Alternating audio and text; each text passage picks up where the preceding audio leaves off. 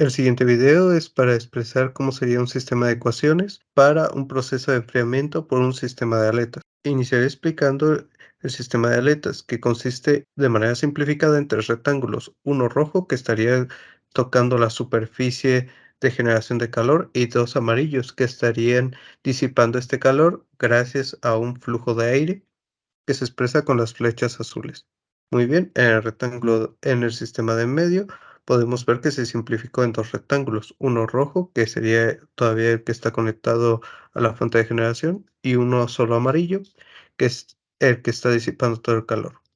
Como nuestro análisis se llevará a cabo solo sobre el amarillo, ignoraremos la fuente de generación de calor.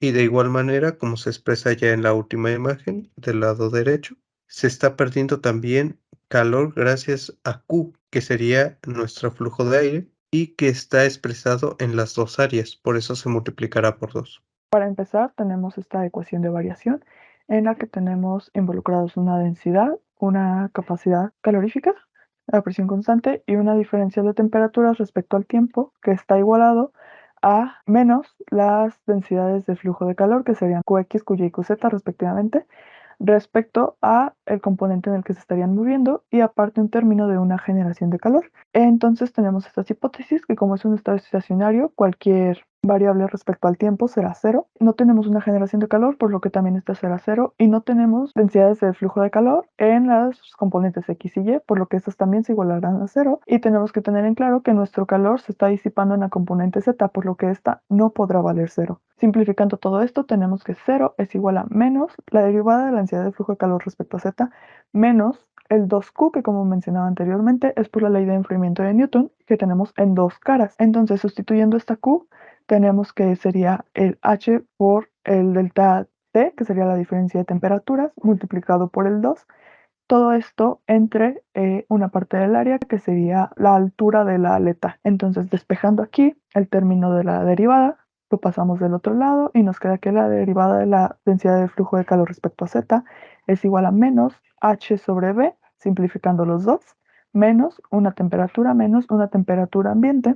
Tenemos la ley de Fourier en la que nos dice que la densidad de flujo de calor es igual a menos una constante de conductividad térmica multiplicado por el diferencial de la temperatura respecto a Z, que sería la componente en la que estamos trabajando.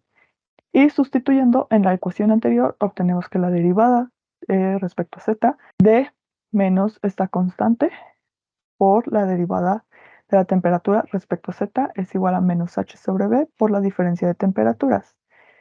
Y simplificando esto, podemos sacar el menos y la constante de la derivada, quedándonos de este lado, multiplicado por una derivada de segundo orden de la temperatura respecto a nuestra componente en Z, que será igual a H sobre B por la diferencia de temperaturas. Y despejando la menos K, tenemos que la derivada de segundo orden de la temperatura es igual a H sobre menos KB por la diferencia de temperaturas.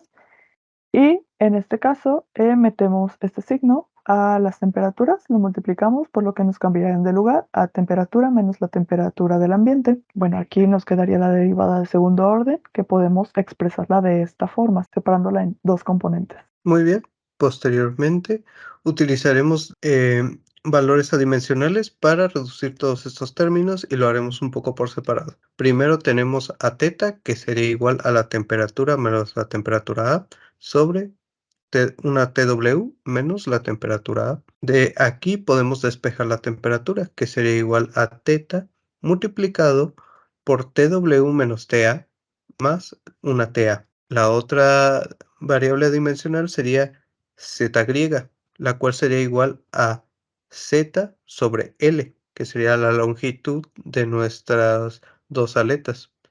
Z sería igual a la z griega por L.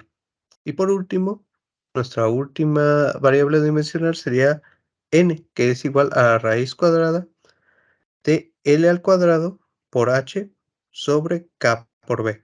Sustituiríamos la T y también la Z en las derivadas, provocando que tuviéramos derivada respecto de Z griega por L de la derivada de θ multiplicado por la diferencia de temperaturas más TA respectivamente de Z griega por L. Al aplicar la derivada a TA como es una constante, esta se vuelve cero y nos queda el término un poco más simplificado.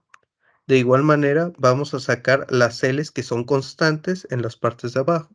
En el siguiente proceso ya también sacaríamos la diferencial de las temperaturas, provocando que tengamos todas las constantes de un lado, que sería la diferencial de la temperatura sobre L al cuadrado, que multiplicaría a la derivada de segundo orden de teta respecto de z griega. De igual manera, esto lo haremos del otro lado de la ecuación, por lo que tendríamos las constantes h, k y b, que multiplicarían ahora a teta por la diferencial de temperaturas más Ta menos Ta. Después de esto se simplifica un poco más, teniendo a las constantes de un lado multiplicado por teta. Ahora juntamos los dos lados de la ecuación y tendríamos que despejar la derivada de segundo orden. Al hacer esto, tendríamos la multiplicación de la inversa, sería L al cuadrado sobre la diferencial de las temperaturas por las constantes y teta, y se ordenarían para formar el equivalente a n, pero al cuadrado. Y de esta manera llegaríamos a la ecuación de la derivada de segundo orden de teta respecto a z griega por n al cuadrado por teta.